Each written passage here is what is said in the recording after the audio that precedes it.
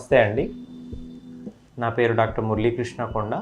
నేను consultant neurologist. ఈరోజు మనము బ్రెయిన్ స్ట్రోక్ అనగా పక్షవాతం గురించి తెలుసుకుందాం. పక్షవాతం అనేది రెండు రకాలుగా ఉంటుంది. ఒకటి, రక్తనాళాల్లో మెదడు యొక్క రక్తనాళాల్లో రక్తం గడ్డగట్టడం వల్ల అక్కడ సరైన రక్త ప్రవాహం లేకపోవడం వల్ల కొంత మెదడులో నరాల కణాలు డ్యామేజ్ అవ్వడం వల్ల వచ్చేది. దీన్ని ఇన్ఫాక్ట్ అంటారు. రెండవది, మెదడులో రక్తనాళాలు పగిలిపోవడం ద్వారా రక్తస్రావం అవుతుంది. దీన్ని హిమరేజ్ అంటారు. రక్తం సరిగ్గా అందకపోవడం వల్ల వచ్చేది ఇస్కిమిక్ స్ట్రోక్. వీటికి కారణాలు ఏంటి?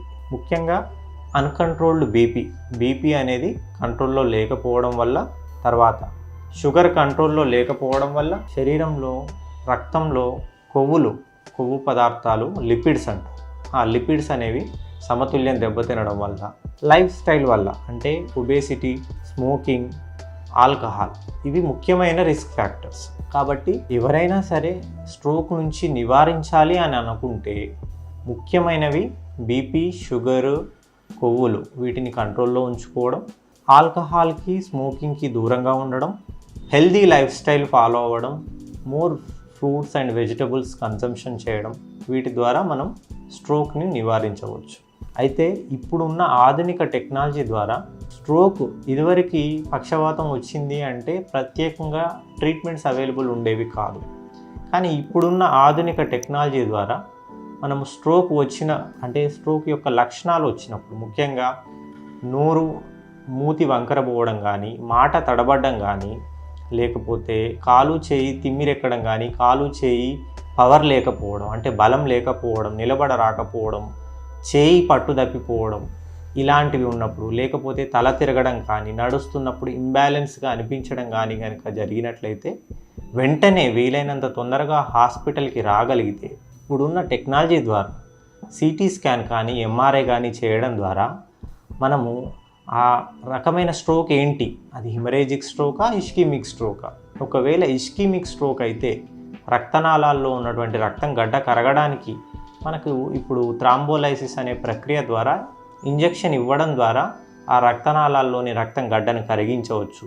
తద్వారా పేషెంట్ పూర్తిగా నార్మల్ అయ్యే అవకాశం ఎక్కువ. కాబట్టి ఎప్పుడైనా సరే మూతి వంకరపోవడం కానీ, మాట తడబడడం కానీ, లేకపోతే కాలు చేయి తిమ్మిరెక్కడం కానీ, కాలు చేయిలో వీక్నెస్ కానీ అనిపిస్తే వెంటనే వీలైనంత తొందరగా హాస్పిటల్కి రాగలిగితే మనం ఈ థ్రాంబోలైసిస్ ప్రక్రియను ఉపయోగించవచ్చు. అయితే గుర్తుపెట్టుకోవాల్సింది ఏంటి అంటే, ముఖ్యంగా థ్రాంబోలైసిస్ అనేది కేవలం మొదటి 4.5 గంటల్లో మాత్రమే చేయగలుగుతాము. అంటే పేషెంట్ వచ్చి సిటీ స్కానింగ్ చేసి అది ఇస్కిమిక్ స్ట్రోక్ అని నిర్ధారణ చేసుకోవడానికి మనకు కనీసం 40 నిమిషాలు పట్టవచ్చు. కాబట్టి 4.5 గంటలు దాటితే ఆ ఇంజెక్షన్ ఇవ్వడానికి వీలు లేదు. కాబట్టి వీలైనంత తొందరగా హాస్పిటల్కి రాగలిగితే మనం పేషెంట్కి మంచి చేయగలిగే అవకాశం ఎక్కువ. అందుకే అందరూ గుర్తుపెట్టుకోండి, మొదటి 4.5 గంటలు చాలా ముఖ్యమైనవి. చాలామందికి ఒక అపోహ ఏంటంటే స్ట్రోక్ అంటే పక్షవాతము అనేది తెలియదు. స్ట్రోక్ అంటే అందరూ హార్ట్ అటాక్ అనుకుంటున్నారు. కానీ స్ట్రోక్ అంటే ముఖ్యంగా బ్రెయిన్ స్ట్రోకు రక్తనాళాల్లో రక్తం గడ్డగట్టడం ద్వారా కానీ, రక్తనాళాలు పగిలిపోవడం. ఈ రక్తనాళాలు పగిలిపోవడానికి కారణం ఏంటంటే అన్కంట్రోల్డ్ బీపీ.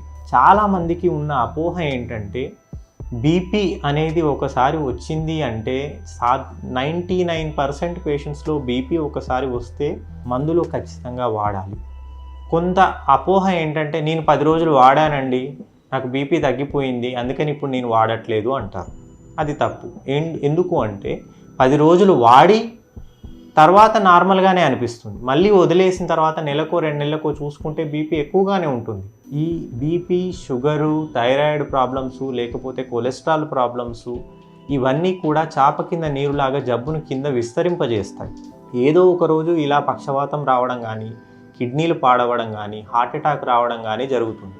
కాబట్టి ఇలాంటి జబ్బులని అశ్రద్ధ చేయకుండా వీటిని కంట్రోల్లో ఉంచుకోవడం ద్వారా మనము ఈ రిస్క్ ఫ్యాక్టర్స్ని కంట్రోల్లో ఉంచుకోవడం ద్వారా ఈ పెద్ద జబ్బులను నివారించవచ్చు. ముఖ్యమైన విషయం ఏంటంటే ఈ వెస్టర్నైజేషన్ ఎఫెక్ట్ వల్ల ఇప్పుడు 45 సంవత్సరాల లోపు వాళ్ళకి కూడా ఈ బీపీ, షుగర్ ఎక్కువగా వస్తుంది.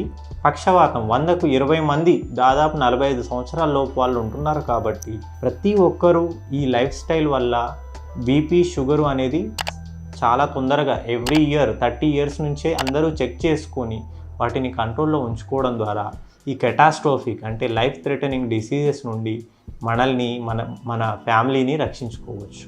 Thank you.